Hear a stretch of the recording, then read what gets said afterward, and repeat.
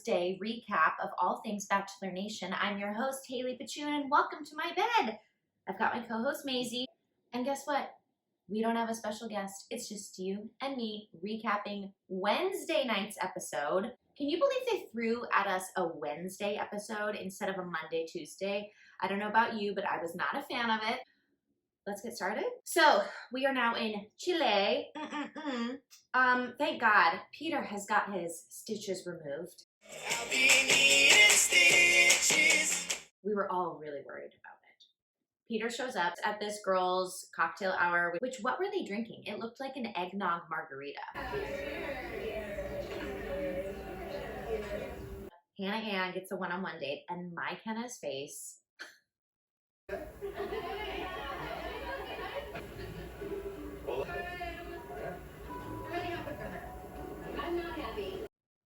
It was perfect. So we've got a one-on-one date with Hannah Ann. They show up to a plaza of Berts. You know, Bert from Mary Poppins.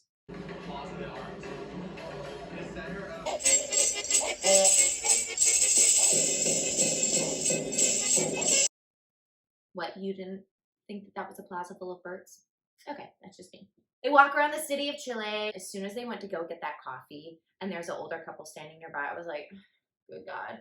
We're gonna ask this couple how long they've been together, what's their secret to love. This is the normal formula that Bachelor does, and I'm so annoyed by it. Please stop. They take this little tram to the top of the hill.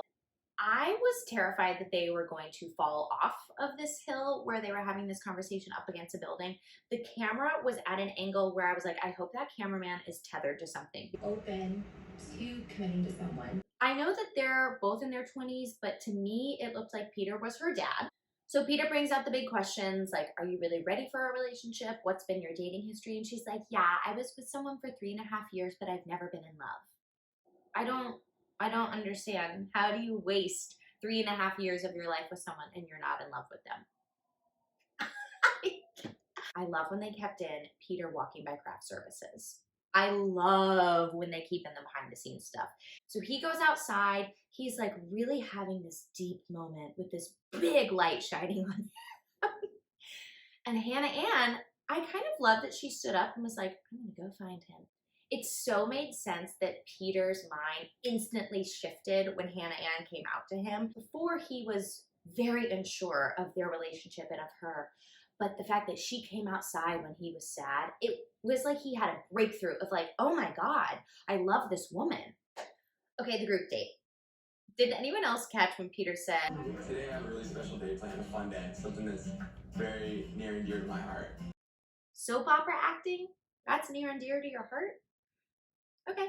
Girls are given their costumes, and my Kenna, of course, is having a breakdown that she's the maid. My Kenna, you have no space to talk about you being the maid when someone else is dressed as a grandma.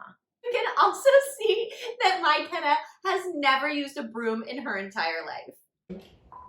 Abuela, now that I'm...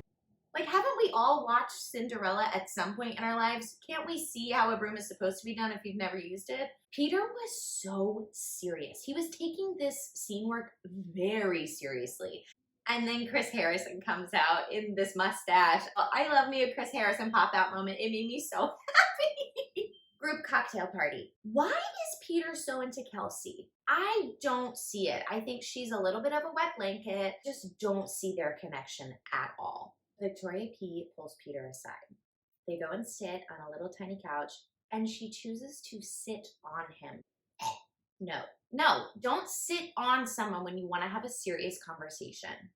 I was shocked that he said, I just don't see you as my wife. So Victoria P leaves. I still cannot believe it, but I'm very happy that she's gone. Fast forward to Peter's now hanging out with Madison. He's really into her. I don't know what it is. Clearly, we're not seeing a lot from the editors, but he is really into her. And Peter writing that fantasy script. I wrote us another script. No, you didn't. I did. Alright, hold on. I need to talk to you. What is it, Pedro? You really hurt me. I know I did, but my heart is with you. Show me, Pedro. With the way you kiss me. I need to see if the passion is there too. Do you feel that I'd kiss you with the passion to light 1,000,000 Chilean suns? How much you want to bet he's going to move to LA after this season is done? Remember on Tuesday when Kate Loprest was here and I said, I think Tammy is an undercover producer, and watch the next episode to see how you feel about that? Am I right or am I right? The way she words her sentences to get information out of the girls is why I think she's an undercover producer. Finally, we are at our last one-on-one date. Victoria F, a second one-on-one date. I was a little shocked that she got that. My first reaction was, that's very sweet. But there's a lot of other girls that haven't had a one-on-one date. They had a horse date. Who doesn't love a horse date? I will say those horses were gorjingles. Really, my big takeaway from this date was just how beautiful the setting was when they were sitting in the back of that truck.